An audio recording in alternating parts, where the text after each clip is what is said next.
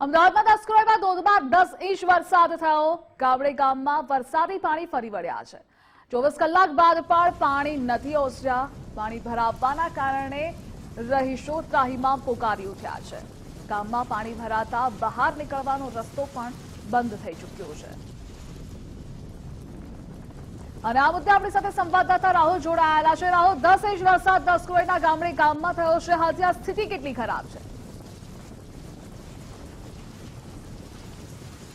બિલકુલ જે પ્રકારે હવામાન વિભાગ દ્વારા આગાહી કરવામાં આવી હતી તેના જ પગલે અમદાવાદનો ગ્રામ્ય વિસ્તાર દસક્રોય તાલુકાના જે ગામડાઓ છે ત્યાં મુસળધાર વરસાદ જે છે વરસ્યો હતો અને અંદાજે 10 ઇંચ જેટલો વરસાદ, તેથી આજુબાજુના ગામડાઓમાં પણ પાણી ફરી વળ્યા છે। હાલ આપણે દસક્રોય તાલુકાનો ગામ છે ત્યાંના બહારના દ્રશ્યો, કારણ કે આ ગામની અંદર પૂર જેવી પરિસ્થિતિનું નિર્માણ થયું છે, કારણ કે અંદર આવવા જવાનો માર્ગ જે મુખ્ય માર્ગ છે ત્યાંથી પણ લોકો હવે બહાર નીકળી શકતા નથી, કારણ કે જે પ્રકારની પરિસ્થિતિનું નિર્માણ થયું છે લોકો પારાવાર મુશ્કેલી અનુભવી રહ્યા છે।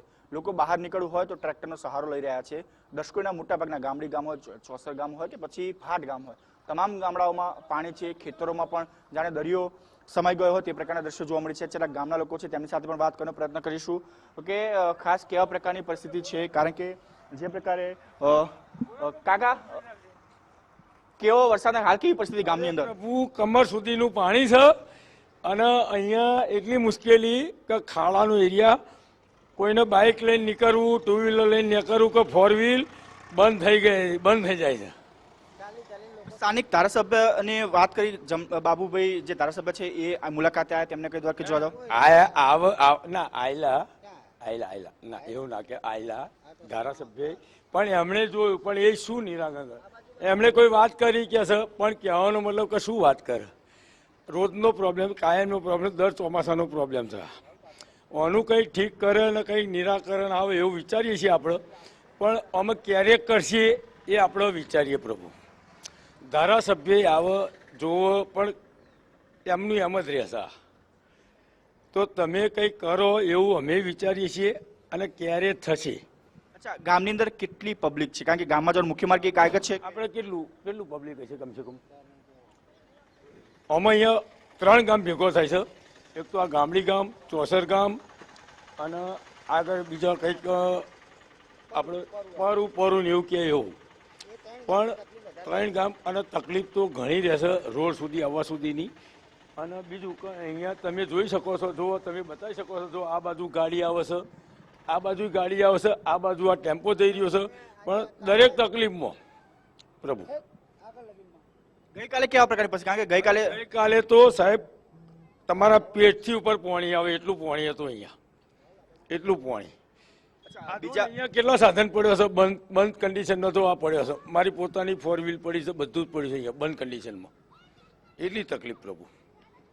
બિલકુલ અત્યારે હું પોતે આવ્યો, તમારી સામે આવ્યો, તમે લાઈવમાં જોઈ શકતા હતા, હું પોતે આવતો હતો, ચંપલ બી જતા રહ્યા, એટલે તમે જોઈ શકો છો કે આમાં શું છે એમ।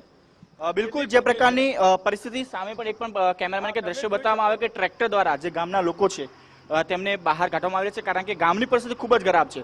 ગામથી ગામ હોય, ચોરસ ગામ કે બાજુમાં જે પરુ કહેવામાં આવે છે, ત્યારે અંદાજિત 1000થી પણ વધારે લોકો જે છે એ આ ગામડા વરસાદી પાણીથી, અને દર વર્ષની આ પ્રકારની સમસ્યા, કારણ કે દસક્રોય તાલુકાના જે ગામડાઓ છે તેની અંદર જે પ્રકારની પરિસ્થિતિનું નિર્માણ થયું હતું, ખૂબ જ વિકટ પરિસ્થિતિ। જો કે આજે ગામના લોકોનું કહેવું છે કે આજે વરસાદી જે પાણી છે તેનો ક્યાંક ને ક્યાંક થોડોક નિકાલ થયો છે, પરંતુ ગઈકાલે ખૂબ જ પરિસ્થિતિ ગંભીર હતી। રોડ ઉપર ફરી વળ્યા હતા, જેના કારણે વાહન ચાલકો, 2 વ્હીલર 4 વ્હીલર તમામ વાહન બંધ પડી ગયા હતા।